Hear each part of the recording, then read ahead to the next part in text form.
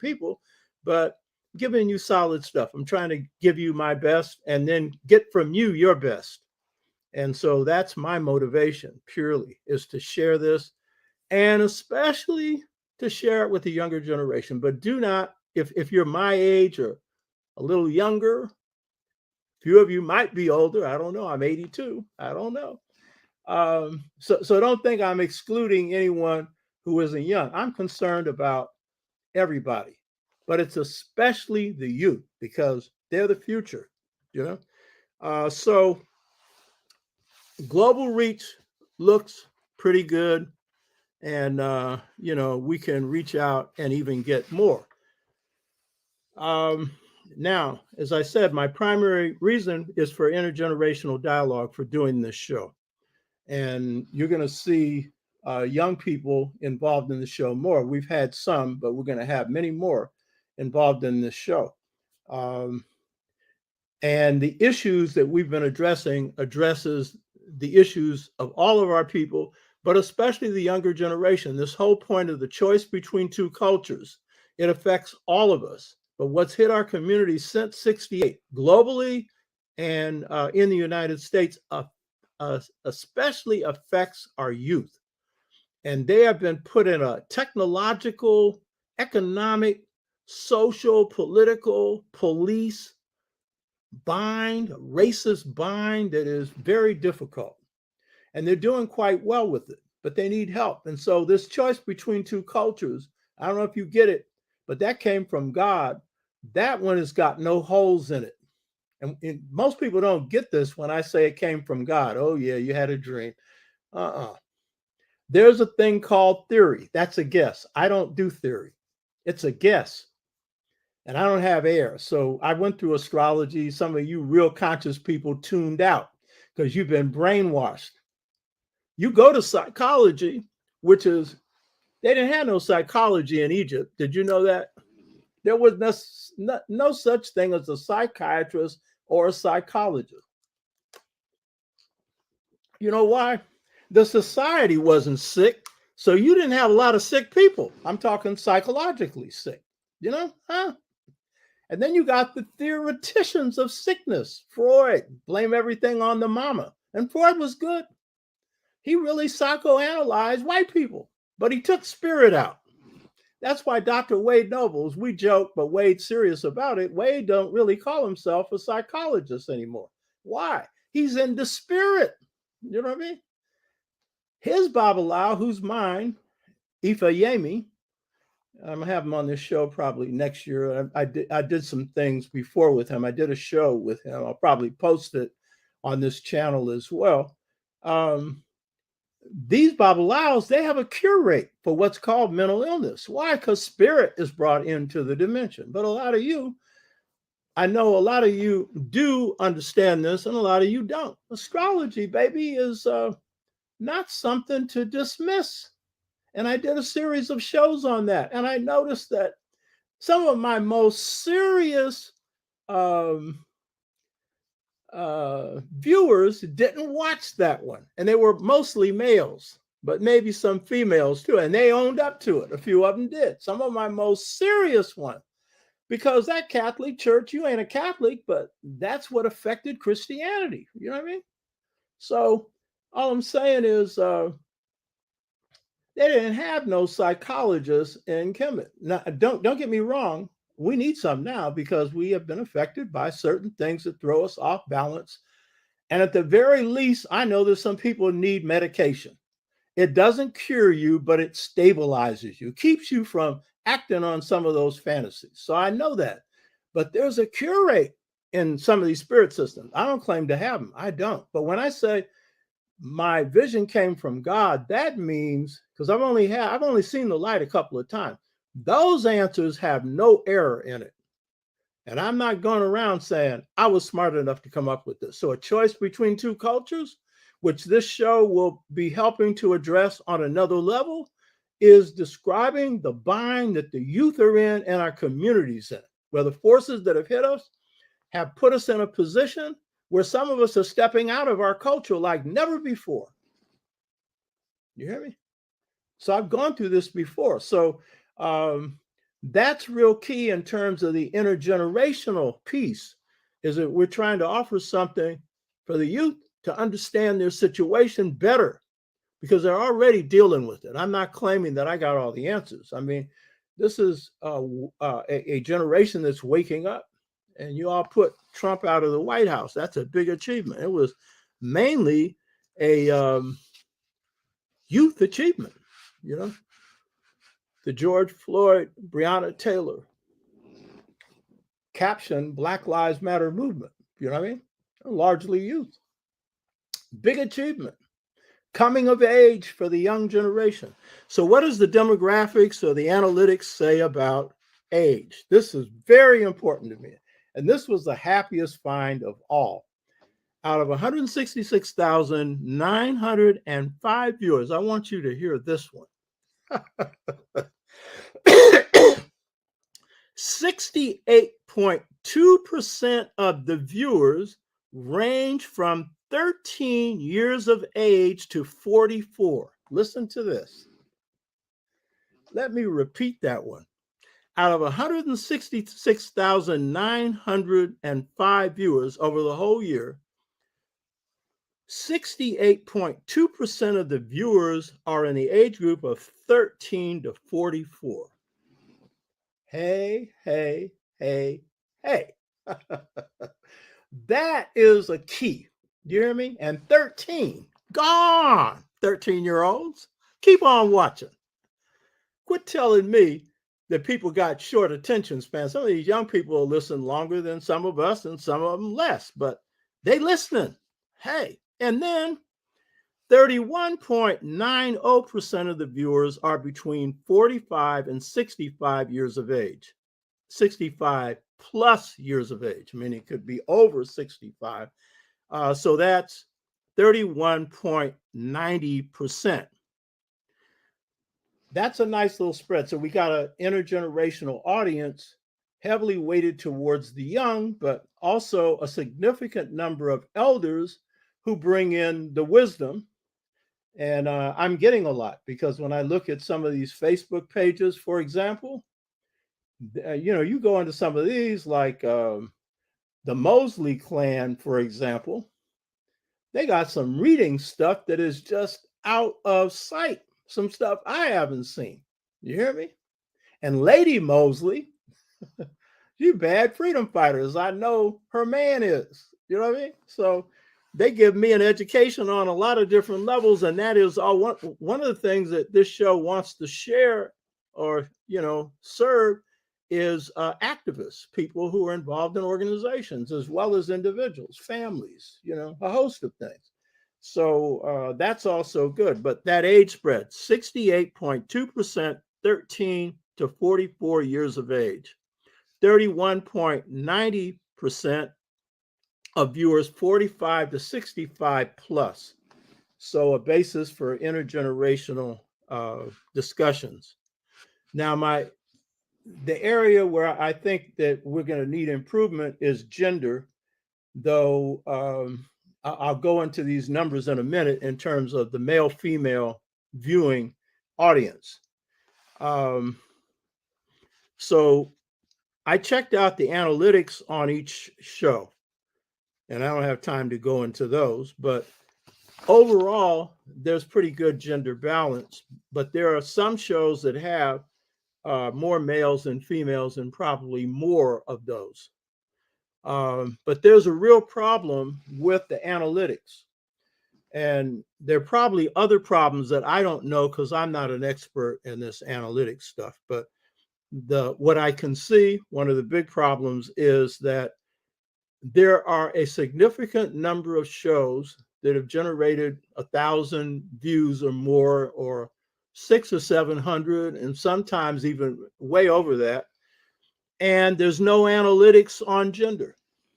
And then they'll give the explanation is not a sufficient number to base, an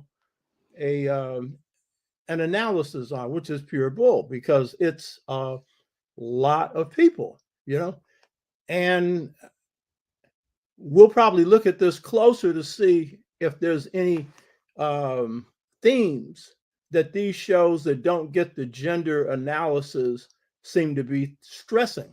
So what I'm saying is, when I give the gender ratio, one of the things to be clear is the data is far from complete, and that is, inexcusable if you are being thorough. But obviously, there's reasons why certain shows are getting more attention than others, and it's going to take an analysis of all these shows to figure out the patterns. But I've got an idea, but I'm not going to say until I'm sure. So I just took 2 shows for samples of gender response. One was a speech that I delivered in Memphis, Tennessee, 1995, when my book, Return to the African Mother Principle, came out. Was at Greater Amani Church. Reverend Bill Atkins, who's a historian and head of that church at that time had 15,000 members. And it was a speech that I gave before the nationalist community. He brought in 200 to 300 people, and Kwame Ture was in the audience. And if you haven't seen that, you should go watch it. It's called Return to the African Mother Principle of Male and Female Equality. And that's the most important book and the most important work I've done, period, because that comes from the big light, God's beautiful light. And that's the key to just societies. And I have not explored that yet. I want to build a bigger platform before I do it, And it's the hardest thing I did. I've said before, whipping the Bank of America, the biggest bank in the world, that took 6 months. That was hard. Writing Return to the African Mother Principle of Male and Female Equality, it was the hardest thing I ever did, the most enjoyable thing I ever did. And it took 14 disciplines to master. And I don't master 14 disciplines, so I drew on different people and different sources. I had to do that because God's mind is whole. It's not like a theory, one point. It's all interconnected. And up underneath this is the basis for just societies. It's the most precious jewel you can get. And this has to be pushed a whole lot more. But so this presentation was on that subject. And one of my favorite pictures is me talking to Kwame Ture, formerly Stokely Carmichael. You should look at that. And it's one of the leaflets that we use to promote this show. It's a treasured picture. He was a good friend of mine. I led the Black Nationalist Wing in CORE. He led the Black Power Wing, the Black Nationalist Wing, in the Student Nonviolent Coordinating Committee. I would have him at my home. We put security on him when we have him to come out and speak, whatever. And his organization was at least a part of the formation of the National Black United Front, which I'm one of the founders of, but Jitu Weusi was the architect. He's passed on, one of my good friends, born the same year as me, in 1939, October 25th, 1939. So taking this as a sample of gender response to a topic that's dealing with male-female equality, according to the analytics coming from YouTube, 40.5% of the audience was female, 59.5% was male. So that's interesting, because that one is paying equal attention to the role of males and females in constructing just societies, and its very basis for it, the balance between them, and the synthesis of the masculine feminine level.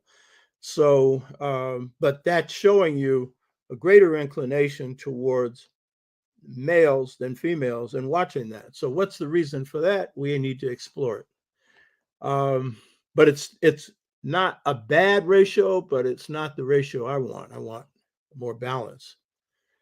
Then there was another presentation called We Are Gods, We Are Humans with the Light of God Within. That generated over 6,011 views, and it had a huge global spread, India, Africa, Caribbean. And so the gender spread there is interesting. 52.2% females and 47.8% males. So that one showed greater interest coming from the females. And you might say, well, yeah, it's spirituality.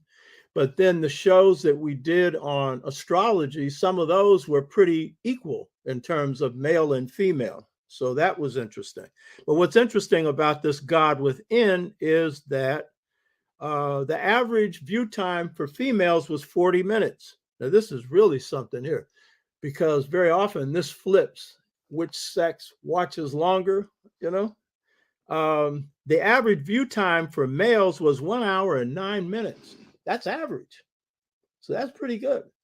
But at the same time, we have the reverse on a lot of these shows where it's the sisters watching longer. And what my best friend, Kendi Solowazi, he's really insightful. You're going to see him on this show. That's the picture you see with the people doing the bump in the back. That was a birthday present from him. You know, it's a beautiful brother. He said, well, brother, you know why the sisters are watching longer? I said, why? He said, they're smarter. I said, yeah, you got that right. Brothers, you may not want to hear that, but that's a fact.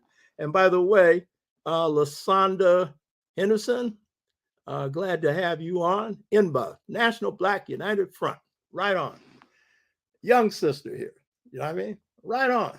Hey, one of my favorite organizations. So, so looking at the data on gender spread out, 166,905 viewers, the gender spread was 65.5% male, 34.5% female. Noting that their data isn't complete, it's probably not as bad, but it still tells us that there's a disparity and we can do better. And what it's saying is that we need to probably have more shows that sisters find important to them. After all, I am a brother. I'm trying to do my best, but we need input from sisters to give us more ideas on things we can do that address their issues and needs. And we definitely need more presenters who are sisters, and, you know, just give us your input. And by the way, what I'm asking is that people on this chat, if you want to, you can put down what you'd like to see as topics for the show, but it would even be better to go to the show itself when the show's off. When you're finished, go to the comments. It would be better to put your comments there, because it's harder to get to these comments once you're offline, because you have to really come back to the show and then get into the time period in which each person makes a comment. So it would be better if you would put your comments for what you'd like to see as topics for the show underneath this show, you know, when you finish watching it. Put your comments there, you know. Any things that you see as topics or ways to improve the show. I know a number of people have requested PowerPoint, and I need to get into that. And there's some other things that I want to do to improve the way the show is presented. And so give us your comments. I'm an organizer, and this is key in organizing. Go and people find out what people want. And so even though I'm doing stuff that I'm interested in, I think people are interested in it, but I need to know what you're interested in. And so we can begin to build that into the show. So that's kind of it, you know. That's kind of the overview on, you know, what this show has been doing, and what we want to do is do better. And so we'll be plotting and planning for this next year. And so we're just at this point of starting that. So give us your input.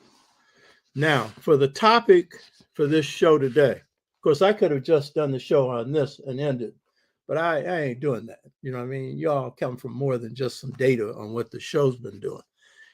So this show, like all the shows, is my way as one person who's a part of the Black freedom movement, Black power, Pan-Africanist, Afrocentric generation, presenting and sharing um, our insights with the hip hop millennial, and for Africa, the youth generation that's finding its voice and has found it quite well, politically and in other ways, culturally and other ways. And so this is sharing, and this particular sharing is extremely important because this sharing is dealing with the most important gain, the most valuable gain that we made in the 60s. And it's one that's often overlooked. I've said it a few times before, but it needs repeating. The most important gain that was made by Blacks in the 60s, and I'm going to qualify this in a minute by what I mean by that, was the freedom of the mind. It's the freedom of the mind and the spirit. Now, I do not mean by saying this that all Africans or Blacks in the 60s freed their minds. You know that's not the case. Not all Blacks were engaged in the struggle. Only a minority were, a significant number, but nowhere near all of our people. So I'm not saying that all of our people freed our minds, because if we did, we'd be in much better shape right now. What I am saying is that the greatest achievement of the 60s was the freeing of Black minds by those that underwent a transformational process. Now, on the surface, sometimes it was a freedom from fear or a greater sense of pride, a greater sense of asserting yourself. You know what I mean? And that was a monumental achievement. So, movements that challenge systems build up people's self-confidence. That's a big achievement.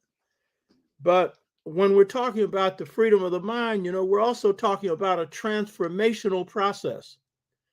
And when I'm talking about the greatest gain of the 60s, it was made by those who underwent a transformational process of stages and degrees, because everyone didn't go through the whole depth. But it was the depth of transformation that really measured the degree of mental freedom and spiritual freedom that was achieved. The reason why everyone didn't go through this is, one, it was difficult. Two, it required self-discipline. And three, it required introspection, looking at yourself, not just outwardly at changing a system, but changing yourself. And I said many times on this show that our ability to change society is measured by our ability to change ourselves, because the transformation of society is reflected in what we're able to see and the agendas we're able to lay out for change, but it's got to come from within. That's not a Western view. The Western view, it's all the material system, that is changing the economy, changing the political system. Those are important. But if you don't do the changes inside yourself, you won't even be able to conceive what those changes should be, let alone make them work. So this journey was a difficult journey, this transformational journey. Not all our people were engaged in movements for change. Not now, not then. Others who were started the journey and stumbled. And I'm talking about either the political journey, definitely the psychological identity journey of transformation. Some started off, they hit some books, they knew something about themselves, and they stumbled. Sometimes the pit was drug addiction. Sometimes the pit was the internal insecurities that we have as a people and individuals have, because we're human, And so it took them off course. Some people, the stumbling was stumbling into the system, and they became fully absorbed and satisfied. They thought they were free. They got a job. That was it. You know what I mean? That was the end of it. So there were many stumbling blocks. They were both internal and external. I mean, the system posed their own stumbling blocks, counterintelligence program, you know, a host of other things that came out and attacked the movement. So it wasn't just us, you know. Some people were terminated or locked up for so long that they were taken out of struggle, though some, like Geronimo Pratt, came back stronger. You know, I mean, beautiful brother, came back stronger. So this journey to awakening wasn't easy. And one of the biggest stumbling blocks that Africans in the US face was the ghost of slavery inside of us. And for Africa, the ghost of colonialism inside of us. And so a part of the success on this journey would be, to what degree were we able to throw out, to, cough up these internal inbred sicknesses, you might call them, illnesses that come out of slavery and colonialism. So that was a key part in the journey. So this was kind of like spiritual cleansing. It's kind of like if you're in a haunted house, you know what I mean? You've got to cleanse the spirits out.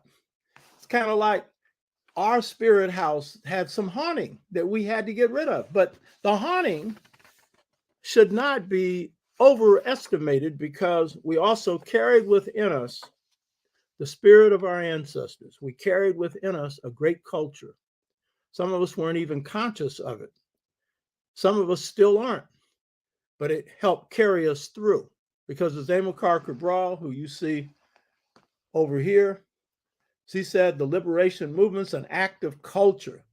And he said, and I've said this before, he said, most movements are not conscious of how they are expressions of culture. Most are to an extent, but most are not. The Chinese and their liberation struggle, they were, really expressing some form of emperorism. They've just installed the head of China into this probably lifelong position that Mao Zedong and Deng Xiaoping occupied, because China has embedded in it since 221 BC this idea of the emperor. So there's a, repetition of that. There's a cultural repetition of that. And so with us, we have carried inside of us in a gene pool 144,000 years of history, going up against 400 or so of oppression, 249 of enslavement. And we often focus on just the enslavement and, the damage they did and this. Yeah, it was terrible. But guess what? We came out of this with our humanity intact. I was going through Naim Akbar's book. I think it's his best work, Breaking the Psychological Chains of Slavery. I'm going to have him on this show. I know Naim, brilliant brother. And one of the conclusions he reaches about the ghost of slavery that we had to overcome was that we came out of slavery pretty normal. You know what I mean? I would say we came out of slavery at a higher level of humanity than the people who enslaved us. It shouldn't be hard, but that ain't the point. The point is, the people who carried out one of the most inhuman, savage systems conceived by humanity, they were the ones who were engaged in savagery, and we're often being compared to them. So being able to come out higher than them ain't that hard, because that was savagery. And so quit talking about they dehumanized us. They put us under dehumanized conditions. But as Black people often say, just because I'm in the mud doesn't mean I'm mud. You hear me? And the awakening of our people was this capacity to transcend circumstances. And so, as Amilcar Cabral has also said, the greatest enemy that a people face in a struggle for liberation are our internal weaknesses. And it's the internal weaknesses that we always have to struggle against and overcome. And so the SixFold Stages to mental freedom is an ultimate healing system. But get this straight. I'm not saying it's a healer for schizophrenia. I'm not saying it's a healer for bipolar. I ain't saying that. No, you're going to need some help on that one. But the key thing is, it is the ultimate healer for that. You hear me? Drug addiction. Yeah, there's a lot of things you need to be taken through. But the fact of the matter is that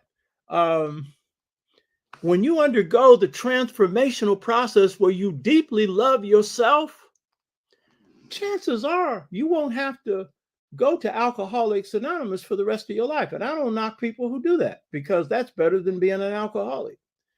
But if you really get in and deal with the spirit that took you there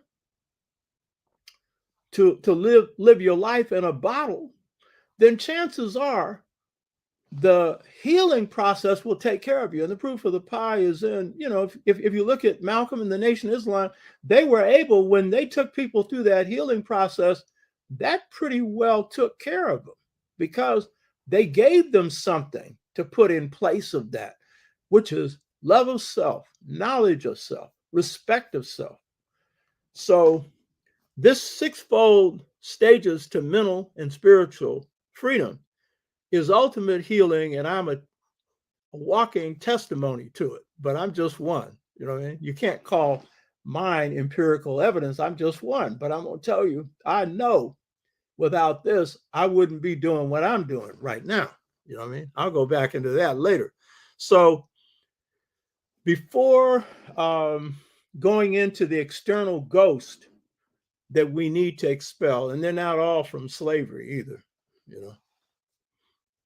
I want to share one of the main reasons that the SixFold Stages freedom system is so powerful and curative. This is a real key thing. The systems of colonialism in Africa, where the Europeans come in and take over your country, generally with force and violence, and then rule you, or the system called Neocolonialism, where Malcolm called it dollarism, where they're ruling you economically. You have independent countries, but they're being ruled by the World Bank, the International Monetary Fund, and whatever corporations want. They want to take all your wealth, and they come in and call it structural adjustment. They should have called it structural lynching. We know better how to manage your gold than you do. Yeah, you sure do. Take it all. Huh? I was driving with a taxi driver in Ghana a number of years ago, and he's telling me that the gold mines there, the British have them. And I said, independent Ghana, what the holy hell is that about? He said, well, they know how to better handle it. I said, yeah, they know how to better take it. You know what I mean? That's about all they're going to do. You know what I mean? And bleed it. You know what I mean? We ran Ghana for over 1,000 years, and the kings didn't rule the gold trade. In fact, they didn't know where the gold was. They just had control over the big pieces of gold that, the king got. And then the rest, the gold dust, was in the hands of the people, and they traded it for whatever they wanted to trade it for. Africans know how to handle their own resources. Who allows somebody else to loot their resources? You going to let somebody else go into your bank account? You know what I mean? You might not have much in it. You might have quite a bit in it. But you're the best one to manage your stuff. You work for it. You hear me? So the neocolonialism, which is the economic control, indirect control, you appear to be in charge, but you aren't. The people who got the money are doing what's funny. In Glasgow, you just saw how that was. There were more coal industry people there than there were representatives of governments.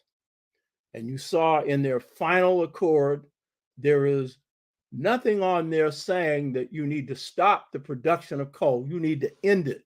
They came up with some legalese, and that is one of the main polluters of the planet. And you're almost at the dead end game, where you will have passed the point where this planet can be livable for humans and other life forces soon, So this is all a part of the imposition of oppression, in this case caused by corporations that bleed the planet.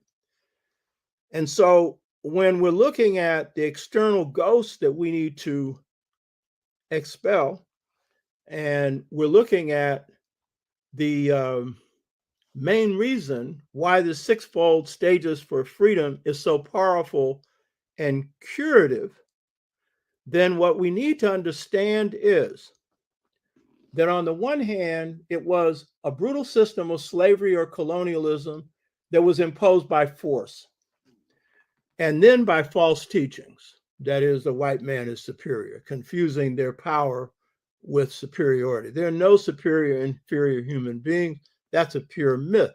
And power as a basis for anything is an illusion, because power rises and falls. Nations rise and fall, And so are you superior when you rise and inferior when you fall? No, it's the nature of power. Just like you live and die, cycles. Baby, that's what happens there. So don't confuse gunpowder with superiority or nuclear weapons. So this imposition of slavery, colonialism, neocolonialism, and now what I call semicolonialism, which is what we face, which is elements of colonialism, but it's not correct to call this colonialism, because you need continuous land where Blacks are occupying a continuous land mass, and you need to have the potential where, when you move for freedom, you have the ability to move to independence, where you can form a nation state. We're a nation within a nation because of our common culture. But a state, we are not, and the potential for that, it ain't happening. So it's not realistic to even assume that. But we have semi-colonialism. What does that mean? One nation oppressing another. The occupation of our communities by the police, who are out to instill fear in us. And then, when we get one little victory, it takes the whole world to put a cop in prison for, sitting on the neck, standing on the neck of a Black man. And we consider that a victory. And he gets 20 plus years. And there's some indication now they may overturn that verdict because of some other decisions they made. They may not. But the point is, that was nice, but it took the whole world to get that. You hear me? Because the police are an occupying army in our community. They're put there for that purpose, to ride terror on you for control. You hear me? That's their purpose. So the ghost of slavery that we need to expel were brought in through force, through violence, and then through false teachings of white supremacy. Y'all know I don't use the term white supremacy. They ain't supreme no more, baby. And they never were. They had power, but supremacy, that assumes something else. That's their term. Why don't you call it white savagery? Or, as my former student, Kuti Chagalia, who's been on a couple of shows, one fine sister too. She's a part of the All African People's Revolutionary Party, and she was a bad sister. And then she got two twins that look just like her. She met her husband in an African philosophy class that I taught. You know what I mean? Bad sister. She calls it psychopathy or sickness. She has a term for it. A lot of whites feel good about this, white supremacy. Oh, it means we're in charge. We're supreme. Oh, yes. We want to restore that. You know what I mean? I'll label them something else. And they're not supreme in the world. They're in decline. You hear me? We're in decline. They are in decline throughout the world. But the key point is the imposition of these ghosts instill false beliefs of inferiority, and often leading people who are oppressed to think their way out is to imitate the people who oppress them. So part of the sixfold stages to mental freedom is coughing that up.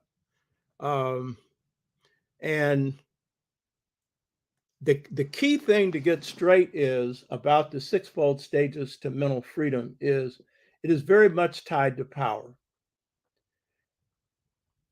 Putting a people to sleep to any degree that you put them to sleep is an act of power, of intimidation. We've never really been asleep, but to the extent that we haven't been fully aware, fully conscious, and certainly powerful because of being overpowered.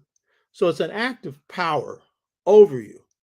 And so that's what colonialism, neocolonialism, and semicolonialism is able to achieve through power. And so what happens with the sixfold stages to mental freedom, it is a byproduct of a system, a movement that is struggling for power. In Africa, for independence. In the United States, against Southern-style political apartheid. In the North, against economic apartheid and police violence and other forms of oppression. And so it is out of the struggles, the battles against these systems, that in the South were successful in terms of overturning legal segregation and the denial of the right to vote. And that has sent the right wing into a tailspin because they feel dispossessed. That's part of what Trump stuff is on the election was stolen. It really means that we shouldn't have been voting, and the black vote is just illegal automatically. And that's basically what they're trying to do now. They're doing now to a variety of states, stripping blacks of the right to vote, and some young people, some people of color, so that they can stack the decks enough so that if it's not an overwhelming number of votes in your favor, they can take it. And that's basically what they're doing. But they also have underneath this a sense of dispossession coming from defeat, rendered on their behinds in the 60s and 70s. Go look at my presentation that I did on the Civil War, Black Power, and how blacks won the Civil War, and then going through Reconstruction, post-Reconstruction, laying out prescriptions for how Trump would be defeated before he was. Go look at that and then do your own study, and some of you already have. So when we look at the sixfold stages for mental freedom, it comes out of battles, and it is most effective where those battles were successful. But even where they weren't, it was our force going up against theirs. And in the course of that, while we were attacking economic issues, political issues, issues of violence, in this case coming from the police to the Black Panther Party, now Black Lives Matter, through the Montgomery bus boycott, through King's Operation Confrontation in Birmingham, through the Selma to Montgomery March, and the only Northern movement that was successful, the San Francisco Freedom Movement, that addressed effectively economic apartheid and defeated an entire economic power structure on the issue of jobs. It's not just the systems we were going up against. It was a transformation of consciousness that occurred as a result of those struggles. And it's out of that that flows what's called the sixfold stages to mental freedom. And here's the deal. We didn't have any books to draw from on this because there was no book on this. Because it couldn't be. Because power relationships in the world had to change before we could undergo this experience. Because while we had rebellions in slavery, and we had some powerful movements like the Garvey movement, and there were some real transformations that occurred there, the power relationships in the world were such that they worked against us. And so these movements could only go so far. But what happens in the 60s is the power relationships have shifted. The West has fallen as a power. America was on a rise in 45 and went into decline in 72. 27 years, America experienced supremacy of global power, and now it's in decline. That's the most rapid decline of any imperial power, major imperial power in the history of the world. And it was done in part because of stupidity. They engaged in wars they couldn't win, didn't know their enemy, Vietnam, Korea. They lost in North Korea, by the way, Iraq and Afghanistan. But in part, they were going up against the high tide of power shifts in the world. And that gave us maneuvering room in this country. Without that, we wouldn't have been able to launch the kind of movements that we launched, starting in the roughest place to launch a movement, which was in the southern part of the United States, where you just get lynched for just being in the wrong place at the wrong time. True, you can get shot by the police anytime, anywhere. But in the South, that was just standard stuff. And our people showed great courage and great creativity in the way they handled that. Jiu-jitsu moves that they made to produce victories. So we didn't have a book for the SixFold Stages to mental freedom that would lay out, well, what are these stages? And you follow stage 1, stage 2. Why? Because the transformational process that leads to this freedom of the spirit and the freedom of the mind was one that came out of battle. It came out of conflict on the African continent between the forces supporting colonialism and those who were opposed. Whether it was Algeria, whether it was the struggle in Guinea-Bissau and Cape Verde, but particularly Guinea-Bissau, whether it was the struggles in South Africa, Southwest Africa, Mozambique, Angola, those were the armed struggles, or whether it was the peaceful independence movements in Africa, and then the struggles here.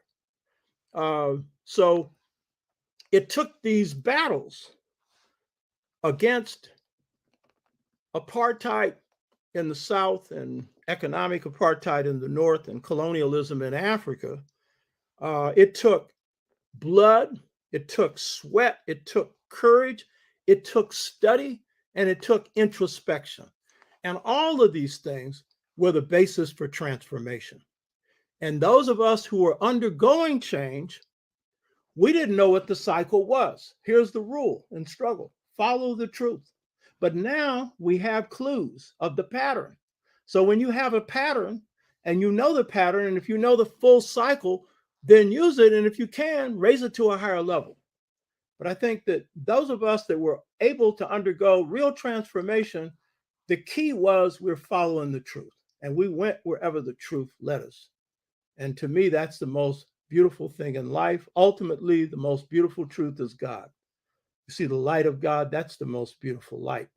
And it's whole, and it's liberating. This whole thing of you shall know the truth and the truth shall set you free. Well, it's true. You know what I mean? If you use it. So the path followed by an Amilcar Cabral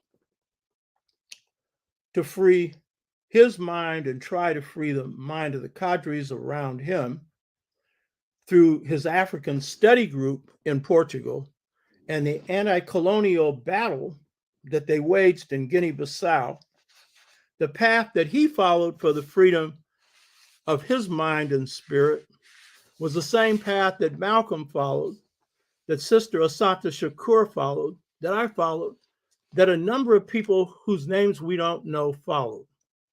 And that was where the real reward came from.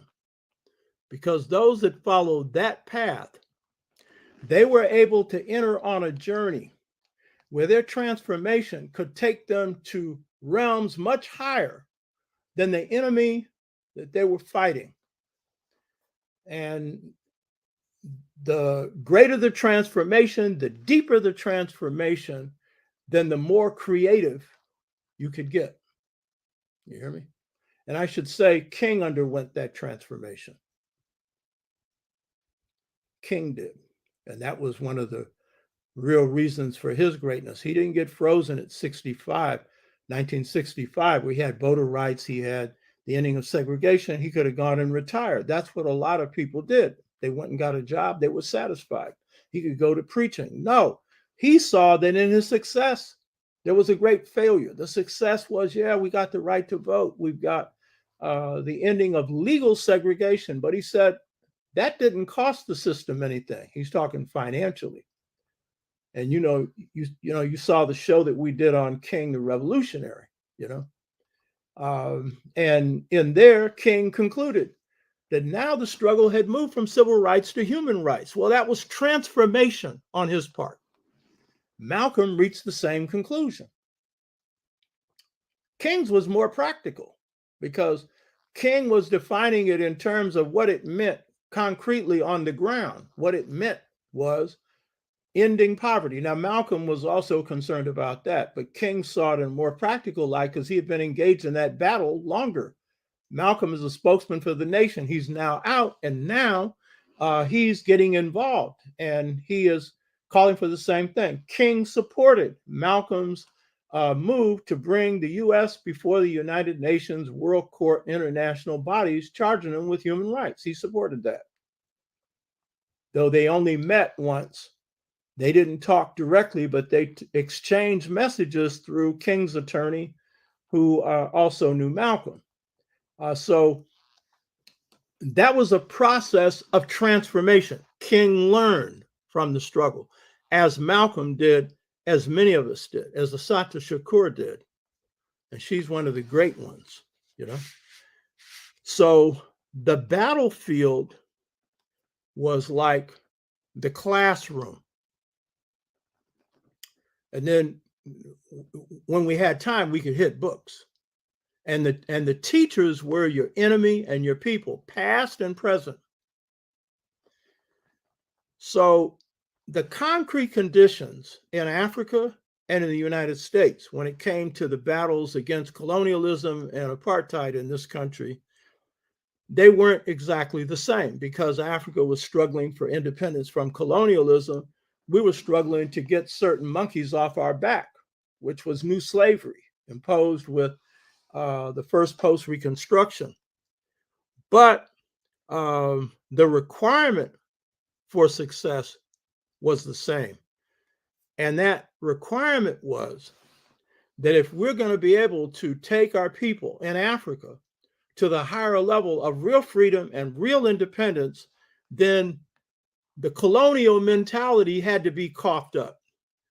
And if we're going to produce some real freedom that provided the basis for some power for us to really address the bigger issues that King started to address, which is the restructuring of this society from unjust to just, then we're going to have to cough up those things that prevent us from even seeing it.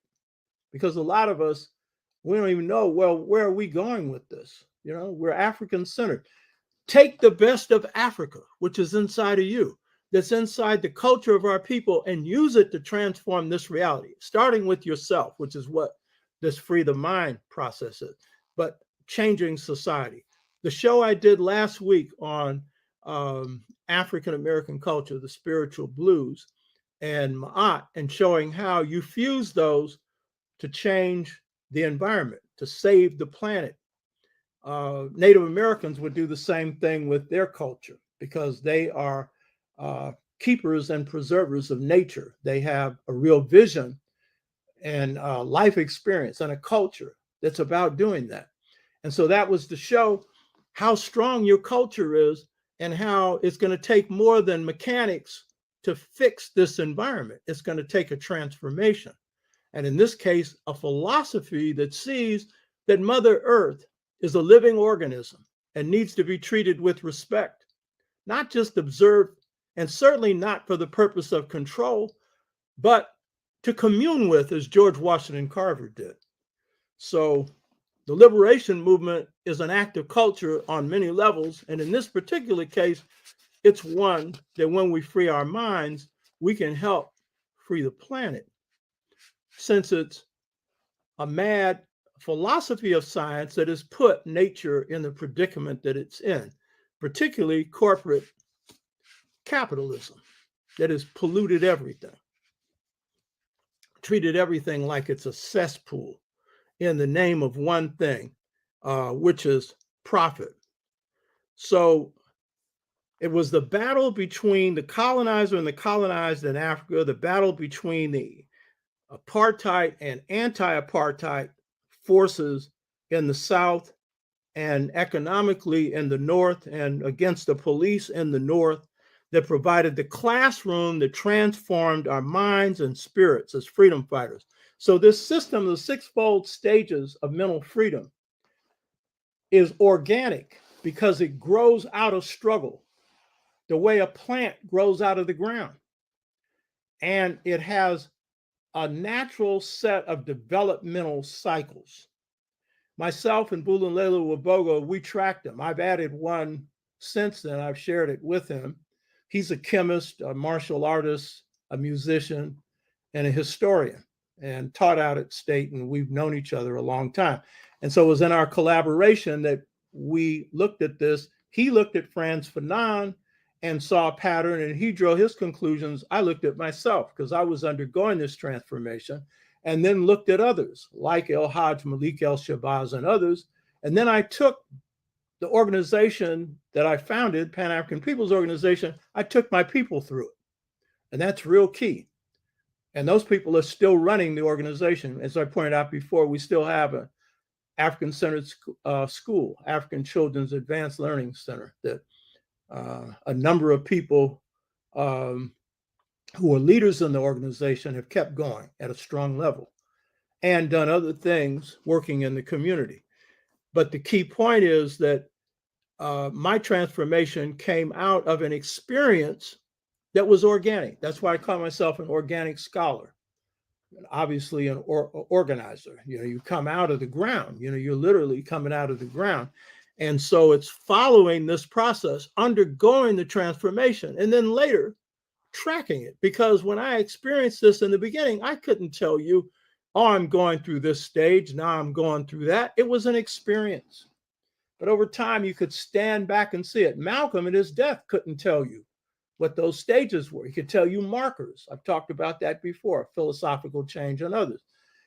But had he lived long enough, he would have been able to, because he underwent that transformation in depth. And it's really the key to your success. And by the way, it's not just movements, it's your health. You know what I mean? This is what really puts you on a path of health, because there's a lot of internal discord that a lot of us have. I know Black people who will say that they have trouble dealing with having quiet. They have trouble because there's internal discord. One of our first viewers, when the show first started, talked about feeling broken. And I could understand that, because it's a system that's trying in every way to break you and to give you that feeling. And so it's this system of transformation combined with struggle, because get this straight, it doesn't operate on its own, but it's in the context of trying to change the conditions that have us under the heel of oppression. It's that combination that gives us this internal fortitude, this internal self-knowledge, self-respect and self-love, and internal peace. And please believe me, you can be in the midst of oppression and be peaceful. And that's good for your health. You hear me? I'm 82, no high blood pressure, no stress, you know what I mean? No diabetes, you know, no prostate cancer, none of that. You know what I mean? Now, I'm not saying it's a guarantee, because if you're living in a place that's polluted, that may happen to you. If you can get out, get out. But, you know, we're in environmental zones that kill us, you know, so that ain't got nothing to do with your attitude. That's got to do with your condition. So it ain't all about attitude, but the attitude is a part of it. And as you think, so you are. So it contributes to that. So these battlefields were really the basis for the transformational process occurring. And it was because of the conditions of the time where power was shifting that it was possible for these battles to not only occur, but be successful or for you to come out alive, you know, though all of us didn't. So Cabral made the point that the liberation movement requires a return to the source. And basically, the source is in the SixFold Stages is your people, both past, it's your history and your culture, and your people right now, the people who make up the mass of Black folks, in this case, the mass of African people. That's your source, along with your history and your past, and it's summarized in your culture. And so it's these things that we discover in the course of struggle, we draw from, and we become strong through merging ourselves in it. It's everyday Black folks that woke most of us up, woke me up. I know Kwame Ture said the same thing of his own experience. Every day Black folks. Norman Brown, I always testify to Norman Brown. Norman Brown's a cab driver, comes from Zora Neale Hurston's town, the first all-Black town. He's the one that woke me up, Norman. Norman's 2 years older than me, a little guy. You'll see him on this show. Very smart. He was my vice chair in corps. And is over eating some chicken at Virginia's restaurant that fed us for 5 years free, 2 meals, because we were full-time organizers. We organized 19, 20 hours a day for 9 years, you know. And it's over eating some chicken.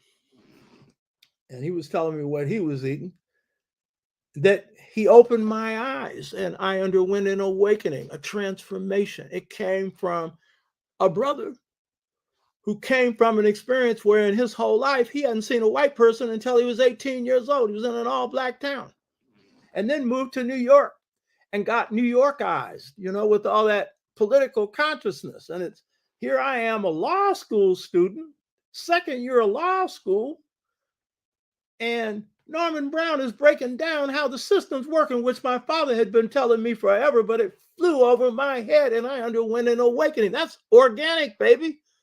And that was both mind-blowing.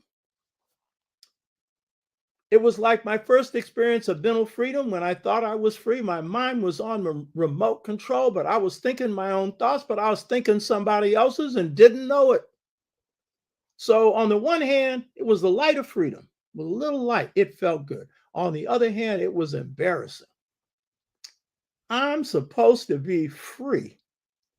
I'm supposed to be smart. I'm supposed to be, because my favorite saying was, I know. You know, up till 29, that was my favorite saying. I know, yeah. Well, this was a rude awakening. I didn't know. And what did I not know? My enemy? Didn't know myself. And that was my journey for awakening. It took me on these SixFold stages to mental freedom. And what did people say who were around me? Some of them said, what happened to him? Some of them would say, he's crazy. Because you see, in the world of the blind, the one who's got one eye, he's treated as abnormal, or she, you know what I mean? And so you're crazy when you're sane. And it's vice versa, you know, the other way around. And so, yeah, so that's what some people thought, because suddenly, you know, I'm talking this Black stuff. Suddenly, I'm questioning things I never questioned before, you know? And so that was a part of the SixFold stages to mental freedom. The webinar that we're proposing, and I think we got about 26 people that have signed up so far. We need a minimum of 40. It's for the experience, because I can describe this all day long. You ain't getting it unless you've gone through it. This is an experience. And that's why I don't do theory. It's another reason I don't do theory. That's an abstraction. Half right, half wrong. My stuff walks. It's got to work. In battles, you can't have no theory about, oh, if I do this, this might work. Hey, your enemy's going to knock you out. I'm a martial artist. You know what I mean?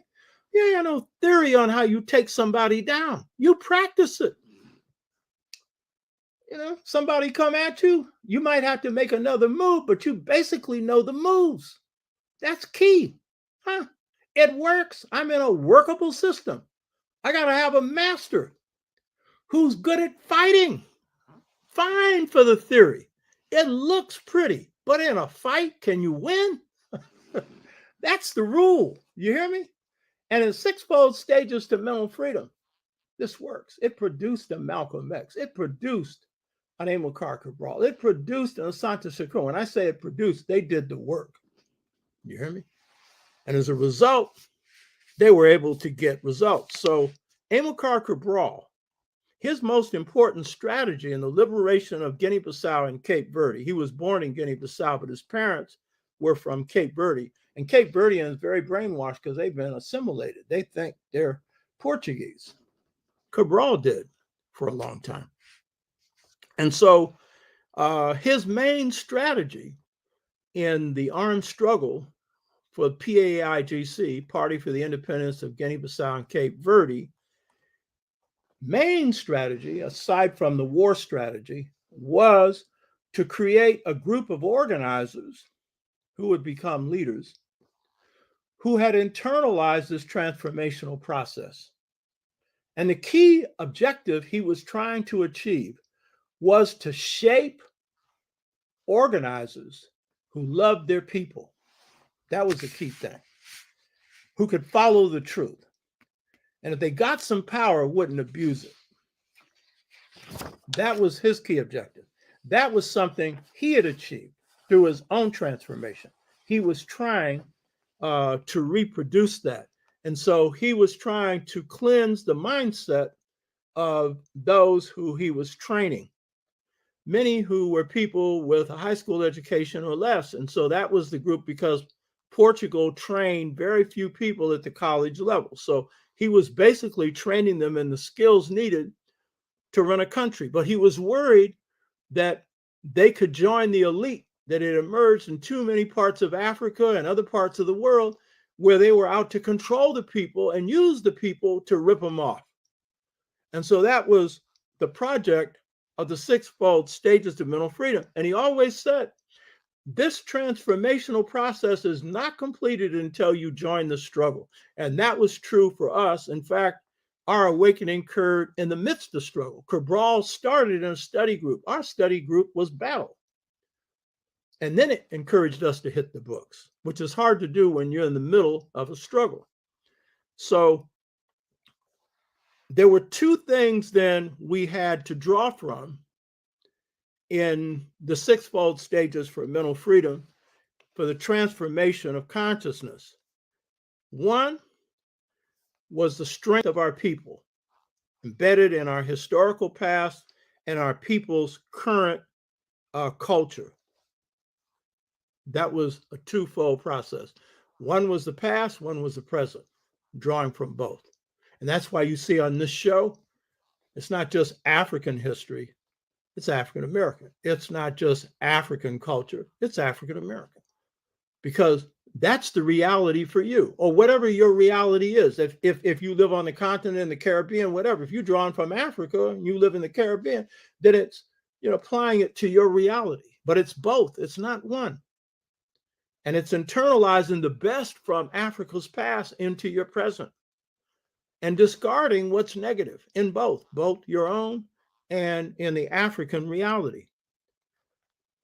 So get this. This is an organic system. It has a developmental process. It has stages that people go through. I'm not going through all these stages today. I'll touch on the first one.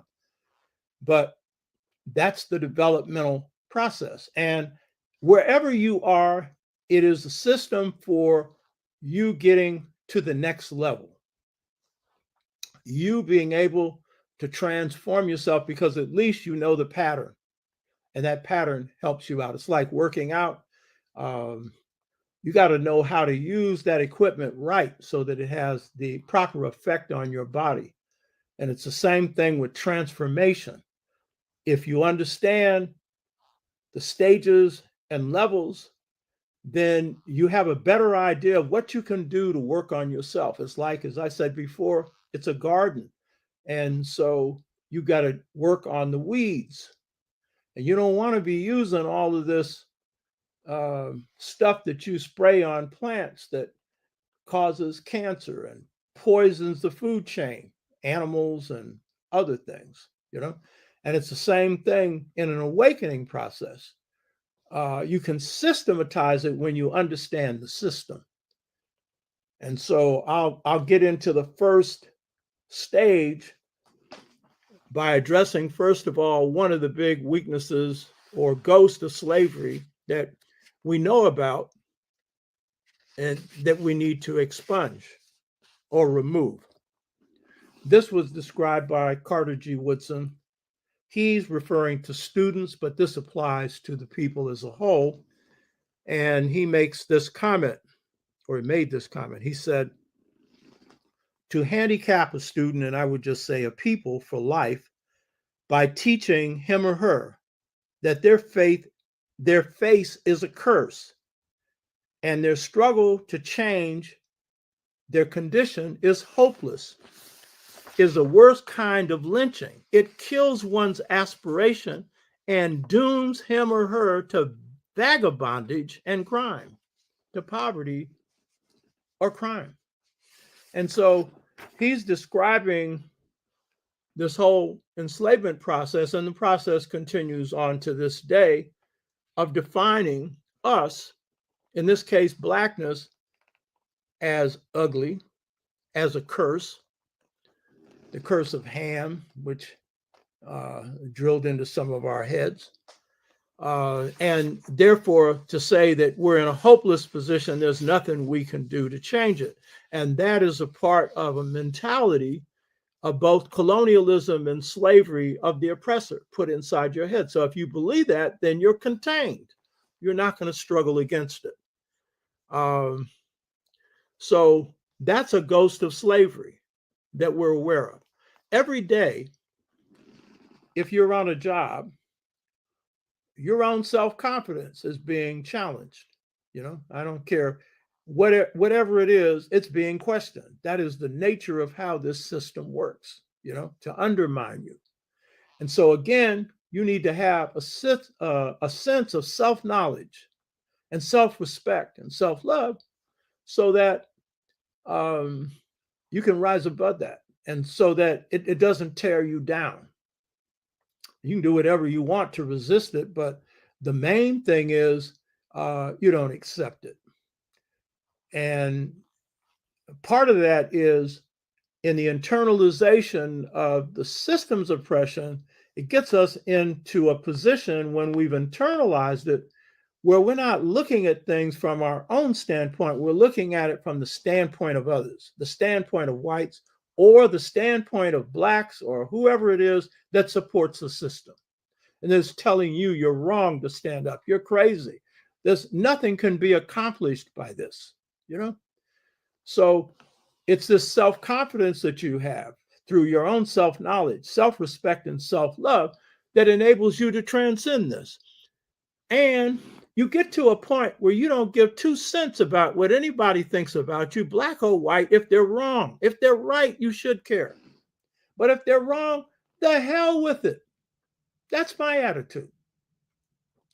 I don't care 2 cents what somebody thinks if they're wrong. If they're right, I'm going to take corrective action. But if they're wrong, I don't care what the color is. Life ain't no popularity contest. You know what I mean? It's about doing right. And right isn't always popular. In fact, in this country, it rarely is. So this internalization of the ghost of slavery, fear, which I've talked about before, is a controlling element, and it's a myth. Fear. You're taught fear. You're not born with it. And it's the greatest hindrance to your growth. And liberation movements, one of the first things they throw off is fear. You see all these young people out there fighting against police violence. A lot of guts and a lot of sisters. And that picture of one sister standing up to a whole phalanx of police with her dignified self. You know what I mean? That's a sense of power. That's a sense of courage. You know what I mean? Fear is an illusion. It ties you up. It causes you stress. It causes you high blood pressure. When you're awake, you may not want to do this, but you're going to find that you're instilling that on your oppressor. You may not be your intention, but that's what's going to happen, because those who are trying to instill it have the greatest amount inside of them. You know, in order to create something like that, you have to have it inside yourself. And one of the greatest fears that whites have is that blacks will do to them what they've done to us. And that generally isn't our predisposition, but that's their fear, you know. But fear is a myth. So these are things that we have to cough up, and fear isn't just caused by slavery. We're fear of losing a job, fear of losing approval, you know, fear of all kinds, you know what I mean? Later for that, you know, it's a myth. Be like a child, except know the consequences. A child may not know that fire will burn. They may not have fear of fire. They don't know of fire, but they don't need to fear it to know that it'll burn, you know? So these are things that in the course of struggle, as we're trying to change systems, we change ourselves and we undergo this process of rebirth and of transformation. We know that a lot of our children still have programmed in them that white is beautiful and black is ugly. And we still know the Dow test doesn't do too well in the black community. We know that. So don't deny that the lingering ghost of slavery isn't still there in that. And black on black violence. My wife keeps count, you know, in Oakland. I mean, every day somebody's getting killed. Some bodies, you hear me? All over the country. And yes, it was caused by putting drugs in the community. It was caused by breaking up families, breaking up communities, putting people in a hopeless position, you know, where they don't see a future in their lives, you know. But the fact is, underneath that is also a view of nothingness that some of us have about the value of a black life. It ain't nothing. You hear me? When that's the most precious thing on this planet, a life, for us, a human life. And so to erase that, it isn't just a physical being you're erasing. You're erasing the potential, the creativity, everything that human being could do and could be. And so that's a part of this ghost that we need to work on. And violence in the black community ain't all attributed to slavery, you know. So that's the other thing to get straight about that, because the level of violence now is far greater than anything we experienced when we came off the plantation. You know what I mean? Some of these are external forces that have intervened, drugs being one of them, but only one of them. Being written out of the society and not seeing yourself having a future is another, you know. And this tendency too often to get violent with each other when we could talk. And it's a shame that we need to have programs to teach us how to do that. But if that's what we need, then do it. You know what I mean? So the key thing that I want to stress in terms of the stages of awakening or the sleep stage that we come out of, there are two first stages in the SixFold Stages to mental freedom. One is assimilation. The other one is Black identity in this country, and it would be African identity on the continent, and it would be Jamaican or whatever the national identity is of an island culture, you know.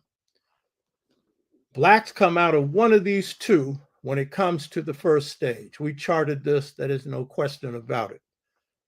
A minority come out of the assimilationist stage. I came out of that. Cabral came out of that. Malcolm came out of that. But a majority of our people come out of this Black identity stage. King came out of that. The brother that woke me up, Norman Brown, he came out of that. You hear me? So it depends on your life experience, which one of these takes place. And in the case of Cabral, coming out of the Portuguese colonial context, his first step to freeing his mind came through study group that they formed, an African study group, in which you had many of the leaders of what would become the liberation movements in Mozambique and Angola taking part. And they called themselves Cabral's generation. And part of Cabral's awakening came through his plunge into studying his past, his African past. But part of it came through understanding that the colonial project of the Portuguese, and I should point out, the project of whites in this country was very similar, was the colonial project of assimilation. But that was not for the masses. That was for a tiny elite, because the Portuguese were very, poverty-stricken when it came to their economy. They had a weak economy. So they couldn't do the amount of miseducation that the British or the French could do. So it's very little. But the few who went through that process, and Cabral was one of them, they were being trained to be an elite that would become the Black colonizers, so to speak. They would be given a miseducation, mind transplant, Portuguese. Cabral came into that with one being descended from Cape Verde. And then their job is to go back and control the people. In the United States, and I'm repolishing chapter 11 in my book on Seb. I've done 608, sometimes I tell you 614, that I'm doing cut and paste. This is really hard. Writing is rewriting, and this rewriting stuff, I enjoy all of it, but it's not the most creative part. But right now I'm dealing with the Mohawk Conference, and I'm setting up this 11 chapter because this book is being written like a novel, and then at the same time exploring the mastery system. And so in this one, I'm dealing with the Mohawk Conference held in the end of the 19th century in New York, a place called Mohawk. And there had been 6 of these conferences on Native Americans before then. What to do with them who were 10% of what was left, because they had killed off 90%. And then there were 2 on the African American. And all I'm going to say about this particular conference is this. Their project of assimilation was to create 2 groups of Blacks that they saw could be the controlling elements for Blacks. Now, it becomes much more complex later.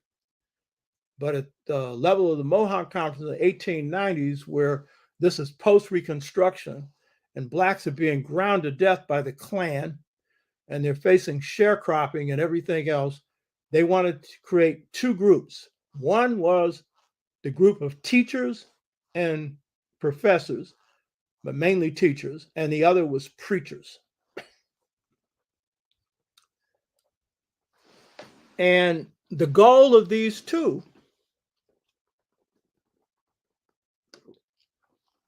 was to present the teachings that would contain the Black masses. And the Black masses, they needed to be contained, as they viewed it, as workers. Now, the ones who are being trained as the elite in Portugal or by France or Britain, they eventually would be trained to be the leaders of African nations, to manage Black labor, to transfer the wealth of that labor back to Europe. And I don't have time to go and give you examples of how this worked, but that was essentially the project. And Europe, I made this point before, Europe was very successful with the missionary project of creating a Black middle class. All right. But the problem for the Europeans in America in the 1890s was that Blacks proved to be very hard to manage. We wanted 40 acres and a mule.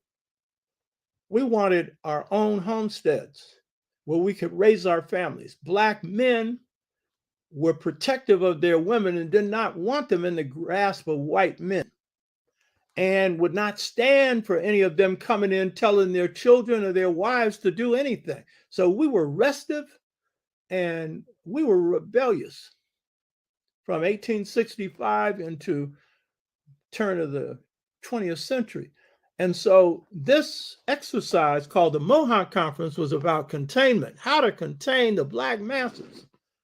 So the assimilation was to, through Hampton, Tuskegee, and others, to train up Black teachers and Black preachers.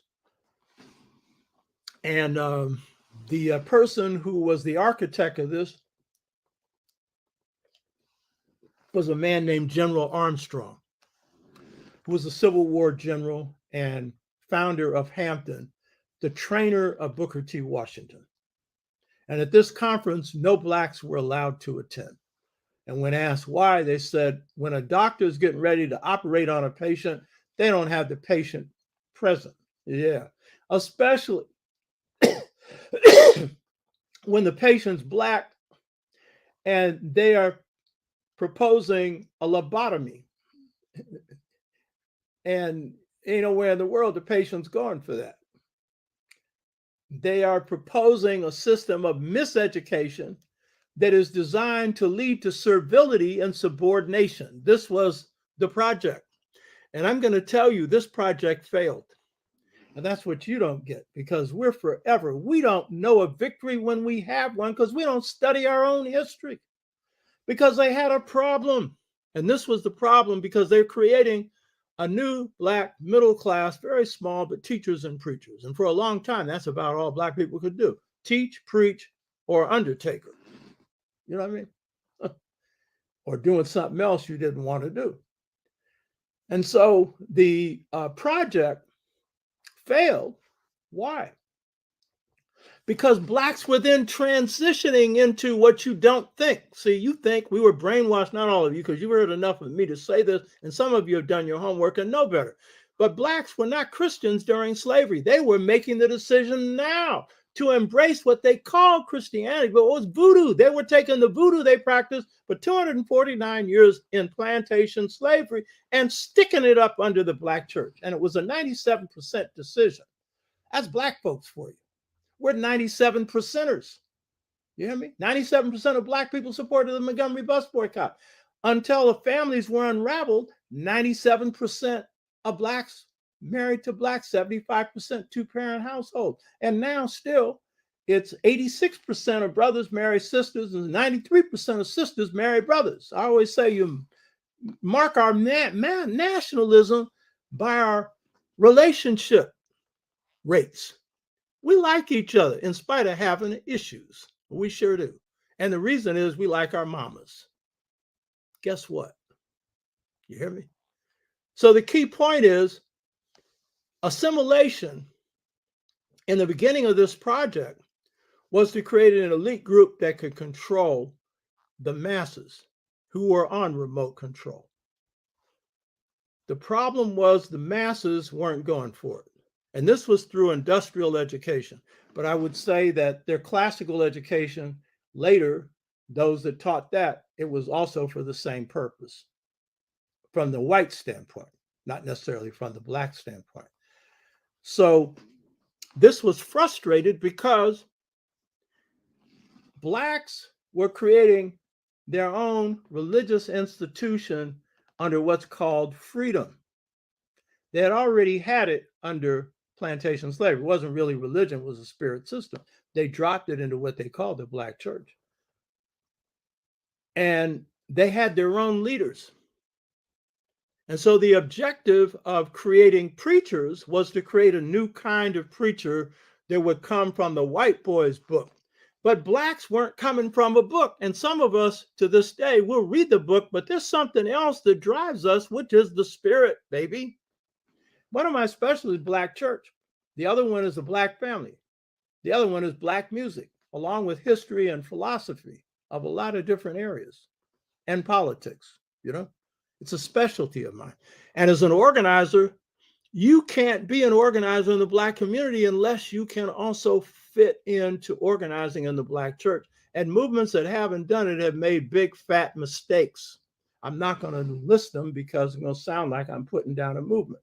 But a big fat mistake, since it's an institution you own. Yeah, it's got all kinds of problems. But the fact of the matter is, they were trying through this Mohawk conference to create a new kind of religious leadership because the kind we had was addressing our interests. You hear me? The other problem that they were trying to address was creating a new type of elder because we had our own institution of elderhood carried from Africa. We still have it. It's been weakened by the drug trade. But that's the institution of wisdom in our community. One reason why some bad choices are being made, I know some people don't want to hear this, on COVID is because our youth, some of them, not all, but some of them are not listening to their elders anymore. And they're not going on wisdom. They're going on the internet. On, well, they came up with this vaccine too quick. How do you know what's too quick? You a scientist? You know what I mean? Huh? Who's dying the most? The people that ain't got the shots. And I understand why people have responded to this, Tuskegee and a whole bunch of other stuff. I understand that. You should be suspicious. But then we take a polio vaccine. We take a vaccine for almost everything. But this one here is killing us at a greater rate than just about anybody else. And you ain't taking it. Africa can't get the vaccine. They want it. And we're running up here talking about it's a conspiracy. Yeah, the conspiracy is ignorance. As a brother I used to work out with at the Y, who's blind, you know what I mean? He said, common sense ain't so common anymore. It used to be. You know what I mean? Huh? We got to count on Black people always making the smart decision. The majority of us still do. You know? So when we're looking at this, the awakening process that our people go through, this assimilation process, was being set up for control. But the people had their own systems, and they did not accept control. They had their own elders giving them advice. And so they could try, because another project of the Mohawk Conference was to create new elders. You can't do that. You try all you want, ain't going to work. And what really trumped, I hate to use that term, but what really trumped them was that the system that the white boy was setting up, his assimilation, was an elite system. But the grassroots, we have an African system of everybody has a say-so. That's called African democracy. That's consensus. So even when our elders gave advice, we always would go back and make the decision as a group. That was something we carried out of Africa. Did you know that? Leaders, and our real definition of leadership is, as King said, I didn't start the Montgomery bus boycott. When the people called on me, I stepped forward as a spokesperson for the people. That's what a real leader is in the context of African and African-American culture. And so this was the project of assimilation. And I'm not going to say it completely failed in that, we have produced over time through college education, not just Black colleges now, a Black middle class. And unfortunately, the majority of that Black middle class has looked out for itself and not its people. And that was one of Du Bois's great disappointments when he called for the talented 10th to lead our people. He realized the only place they were ready to lead was their own personal enrichment, much like what Africa faced with independence leaders, some of whom looked only at their pocketbook. But then there are others who came out of this group who betrayed that position of being a middleman, oatmeal man, or a servant for the system, and were servants for the people. And, the left, they call this class suicide. They committed class suicide as they became one with the people. And so it's not just a middle class, it's a question of the mentality of the people who are in it. So the SixFold Stages to Mental Freedom is a system, provides a system for de-assimilation. Taking people who have identified themselves either as white or, in my case, thinking white and transforming their mindset. Cabral, when he underwent his transformation through a study group, he said, "We decided to be African." You say, that's funny. You're African already. What do you have to decide that?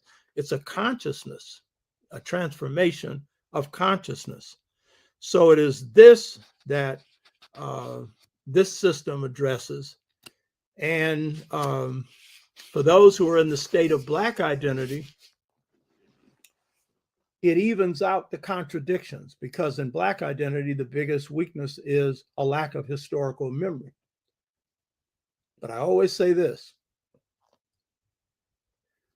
the highly developed Black person who has Black identity and the highly developed African-centered person, whether they came through their African-centeredness through de-assimilation or through Black identity,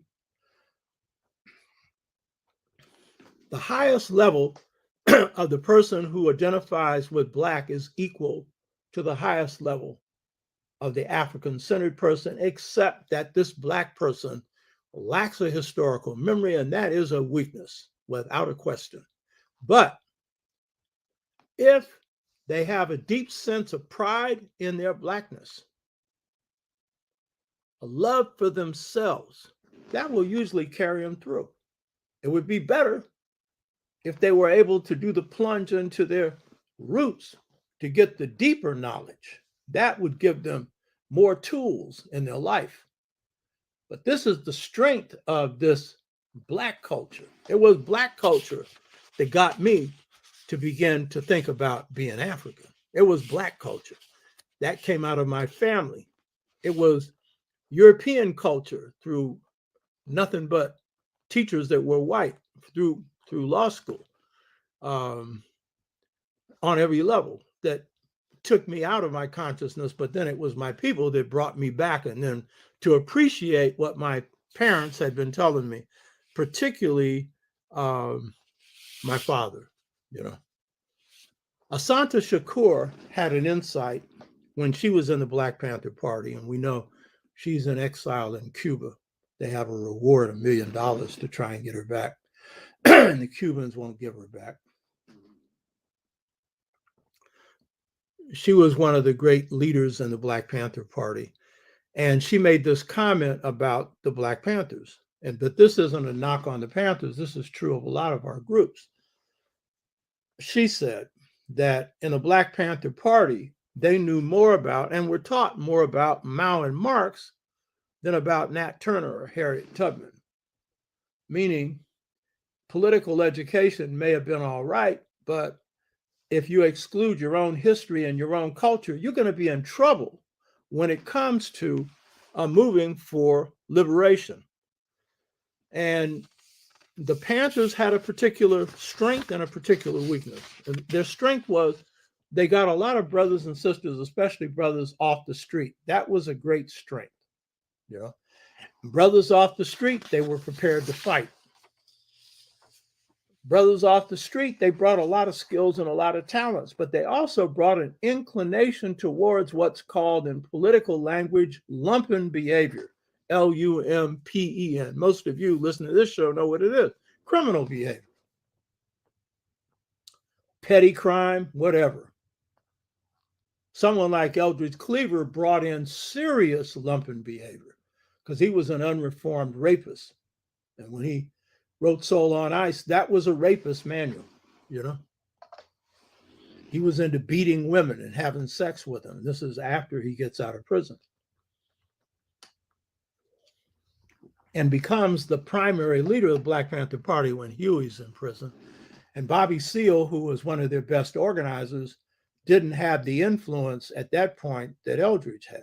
So Bobby, good organizer, good man, and deserves his due. He deserves a great deal of due, because Breakfast for Children program, a whole lot of other things, that was Bobby Seale, good organizer, good speaker too. So one of the problems the Panthers had was that when they got in a lot of the lumpen, They didn't have a process for transforming them. The Nation of Islam did, even though they had their issues. If you watch the show we did on the assassination of Malcolm, you can see some of those. It wasn't all pretty. But the fact is, they had a transformational process. It was not as complete as Malcolm's because theirs was religious. Malcolm's was historical, political, social, spiritual, philosophical. His was total. But that was one that he underwent through his process of transformation in prison. And he wasn't aware that these two could collide. That was just his way of following the truth. So the Panthers would have been stronger, much stronger, if they had this transformational process. Now, some in the Panthers went through it. Fred Hampton, Assata Shakur, and a number of others. DC, Donald Cox, who came out of San Francisco Corps, Field Marshal, Black Panther Party. There were a number that did. And a lot on the East Coast had more grounding in culture than on the West Coast, African and African-American culture. And some on the West Coast did as well. Emory Douglas, very conscious brother, So this transformational process is necessary for any group's success. But don't think that this is just something for groups. It's good for the person because the transformational process is an individual experience. It's a personal experience. And so in undergoing that, it is the real basis for you achieving true internal freedom. It's a key. So in conclusion, when a people experience a system of oppression that leaves them feeling broken, then we need systems that help us put ourselves back together. The lingering ghost, whether it be of slavery or the oppression that we're facing right now, that can take its form of abuse in various forms, including sexual abuse, violence, these have to be broken. And this is a process for that, of creating wholeness through transcending the mud of oppression, rising to a higher level, freeing our minds, our spirits, our families, our communities, the nation that is our nation, and using this as a part of the process for transforming society. So we have to bring up the ghosts that are hidden in our subconscious, to spit it out. We have to reach a point where we really love ourselves. And I know many listening to this show already have that. But the point is, we all have areas we need to work on.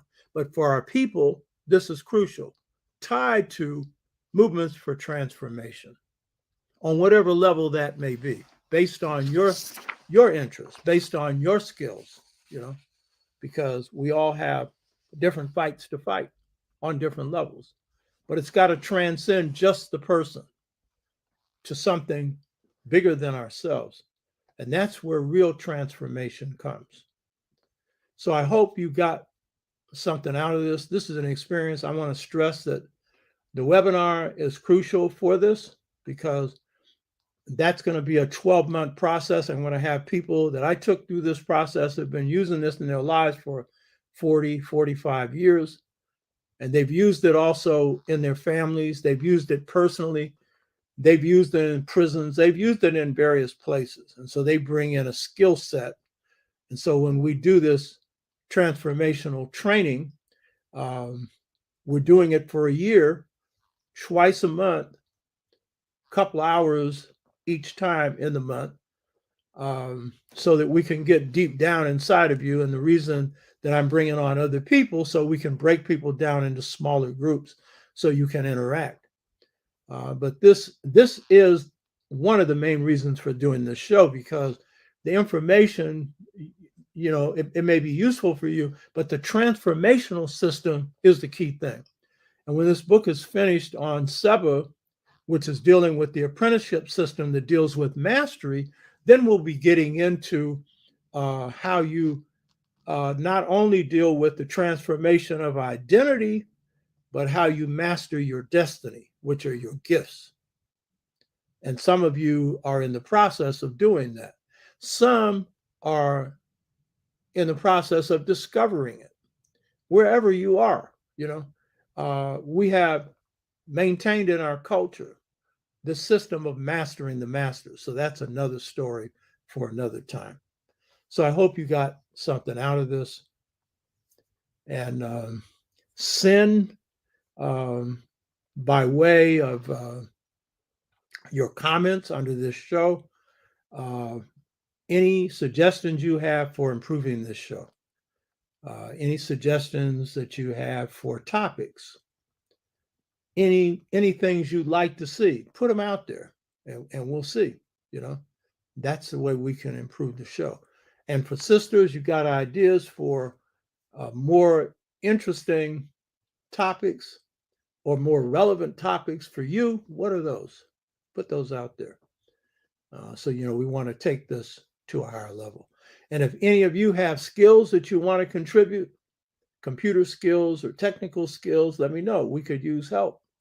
You know what I mean? So that's it. Hotep. Let's see what people have here. Let me see if there's a lot of nice comments here about thank you, and people are making observations as they listen, which are interesting.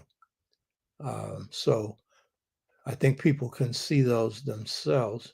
So I want to see if there are any questions.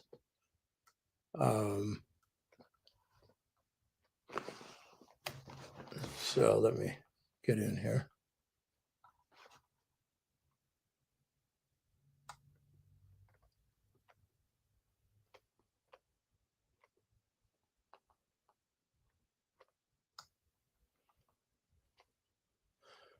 Rob James, a black man walking in with a mask going into Bank of America. Sure, coronavirus. Any links for Dr. Tashaka drawing Civil War parallels to our current battle against Trump and white insecurity? Yeah, go to the show that is entitled Black Power in the Civil War, something about how blacks won the Civil War. I retitled that from what it was titled before, and that has historical footage. That is, my filmmaker brought in a lot of historical shots of Civil War veterans and stuff like that, and it does a comparison between the Civil War and the current battle against Trump. It predicted how Trump would be defeated, and it went that way. Robin, I don't use the term white supremacy either. I call it white oppressionists or white oppressors, because all they did or do is try to keep us down and get in our way. Yeah. Now, I'm not knocking people who use white supremacy. I understand the context. I'm just simply saying that there are better ways to describe what they're doing. Rob James, 2000 to 2021. Trust me, I'm going through a pandemic. I understand. I get you, brother. Let's see if there's any more here.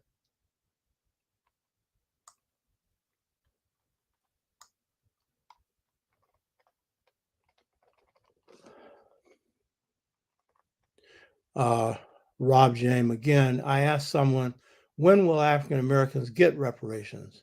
They told me, when you go to heaven.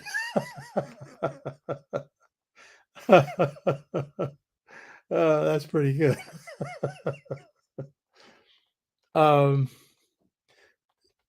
Reparations are generally given when when those that are in need of it have the power to get it. And I think that's usually how it goes. In the case of the Jews, they didn't have the power to get it, but their allies, the Americans and the Europeans, they did, so they could put the pressure on Germany. So they had to give it up. And in the case of the Japanese, they got paltry reparations, 25,000 for those who were still alive, which was a joke because most of them had died by the time they decided to give them $25,000, which was a pure joke.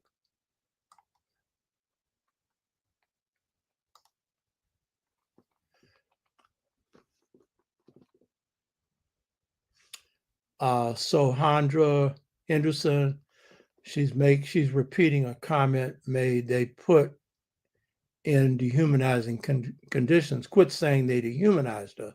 A powerful way to look at that situation. No, it's true, because if you look at the condition of Blacks who come out of enslavement, you'll see that the greatest amount of humanism is expressed at that point, when Blacks have literally nothing materially, and yet they'll give up anything they have to help another Black person. Literally, that's the case, you know. And they came out with scars. I'm not saying that we came through this and we were supermen and nothing wrong. No, we came out with scars. But I was reading Naeem Akbar's book on the breaking chains of psychological slavery, and I made this comment earlier that he made the point that we came out of slavery normal. That's the point. He's a psychologist, so he's drawing those observations. And then I made the comment that actually at a higher level of humanity than the whites. And you could say that's not hard since the savagery that they practice, but it is a big statement, because most people who go through this experience, spirits are broken. Most people, you go through this horrendous experience, they're taken down. We rose up. We had scars. I don't want to deny those scars, but the strengths were far greater than those scars. And the greatest strength came from humanism. And humanism is like at the core of African culture. It's our DNA. It's our cellular memory. You didn't need DNA or cellular memory. You came here with that, And so that was sharing, what I mean? Sharing whatever it was to sustain life. That's why Blacks who could have their families torn apart could be put back together, because it was an extended family community that adopted them and loved them. And it's only with the drug crisis that we're seeing for the first time some young people who have never experienced love. That happened with a few before. But by and large, that was in ready supply, love. And so that's at the heart of our culture, So it's not only a good way to look at it, it's the way it was. And by the way, don't forget, I quote this many times before, Zora Neale Hurston's statement, that the closer to slavery you get, the more African we were. Huh? Get that one. Get that one. Get another one. While the average life expectancy of Blacks was about 50 years, and many dying before that, some dying after that, we had the longest living Africans during slavery, 123 years old, 126 years old. What about that? How did that happen? They were African, baby. Like, I take my castor oil every morning. You all know that's an old folks remedy. That's a cleansing system. Castor oil tastes nasty. I don't care. If it's cleaning my system out, I'll take nasty. You know what I mean? My mother had us on castor oil for 18 years. And my mother never gained or lost a pound until, the end of her life, where she was paralyzed, but, for a year or so. But up to that, she was in great health, and she passed that on to us. You know what I mean? Our oatmeal, that old nasty stuff. I eat it. Put honey on it. Put bananas on it. Dress it up. And 30-minute oatmeal, not that 2-minute stuff. You know what I mean? Complex carbohydrate. It's good for you for a whole lot of things, So those all come from enslavement. And by the way, all kinds of, every family has got their own recipes, herbal and others for healing, you know? So you root that, that's back then, you know? We had different views, you know? Rob James, maybe it's a mental illness called PTSD, post-traumatic slave syndrome, because I consider myself a soldier. Yeah. Okay, let's see if there's anything else here.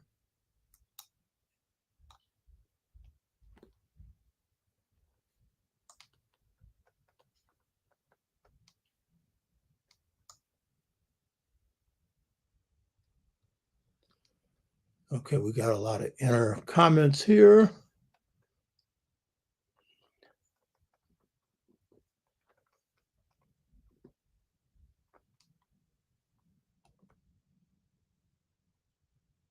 Okay, note that my computer person put up the address for Alton's business. It's Talios, Talios coffee shop in San Francisco, Bayview, Hunters Point. And he has his own special brew of coffee. It is very special. You hear me? Special. And a really nice brother. Really nice. Brilliant and nice. You know. Let's see if there's anything else here.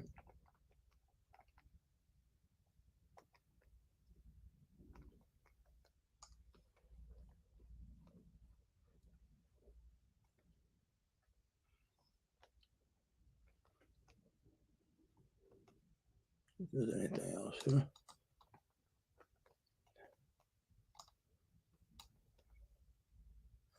Okay. See if there's any views on the bottom.